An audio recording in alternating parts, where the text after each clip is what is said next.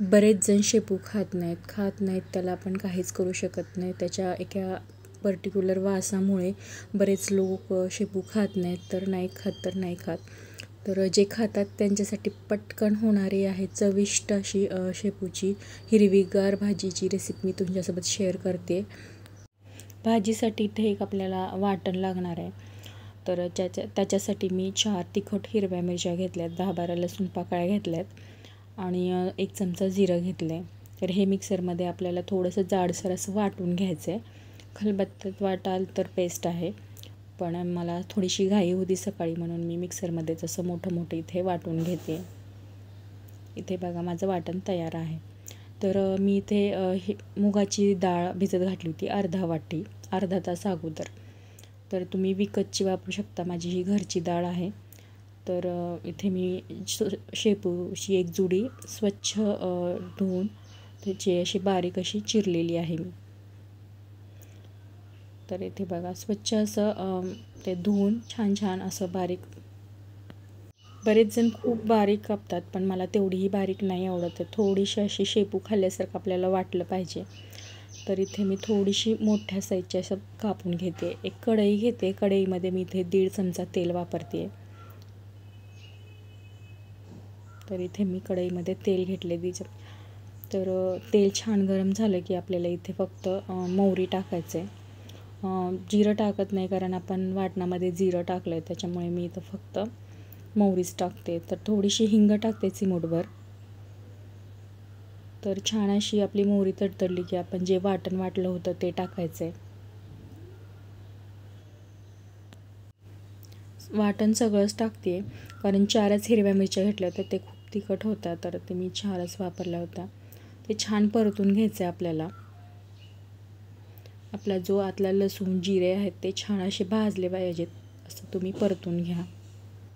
बरेच जण लाल तिखट पण वापरतात, पण शक्यतो हिरव्या पालेभाज्याला आपण हिरवी मिरची वापरली पाहिजे. त्याचा जो कलर आहे तो हिरवागार राहतो आणि दिसायलाही छान लागतं आणि टेस्टलाही खूप छान लागतं.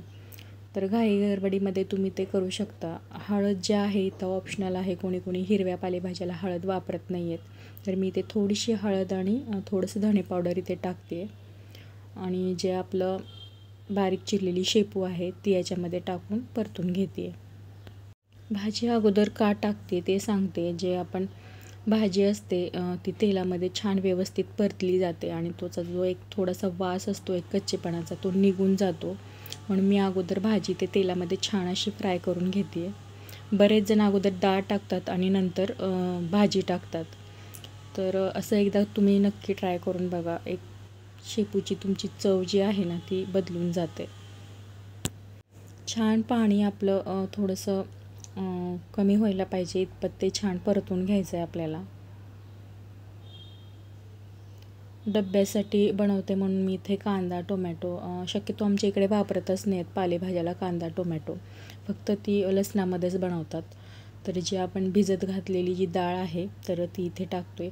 अर्धा तास आपण भिजत घातली होती, त्याच्यामुळे ती छान भिजली आहे.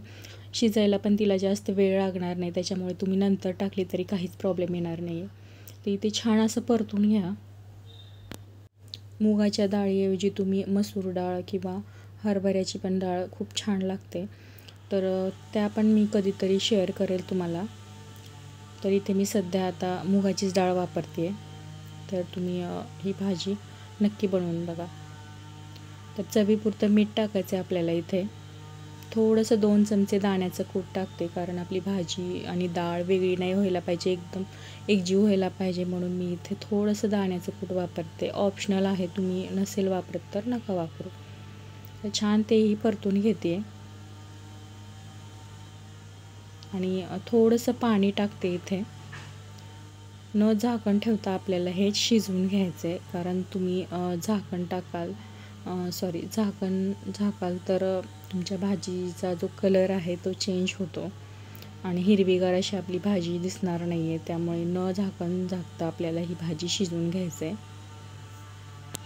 भाजी शिजायला 3 ते 4 मिनिट तुम्हाला लागतील, कारण जी डाळ आहे आपण अर्धा तास अगोदर भिजत घातली होती, त्यामुळे जास्त वेळ लागणार नाही आहे. तर न झाकण ठेवताच इथे मी अधूनमधून असं परतत होते भाजीला.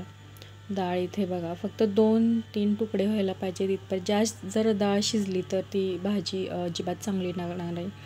त्यामुळे थोडीशी अशी कच्ची डाळ ठेवा, त्याच्यामुळे तुमची भाजी एकदम गावरान पद्धतीची चविष्ट लागते. तर नक्की ट्राय करा. इथे माझी भाजी तयार आहे बघा. मस्त अशी वाफळलेली छान हिरवीगार आपली शेपूची भाजी तयार आहे.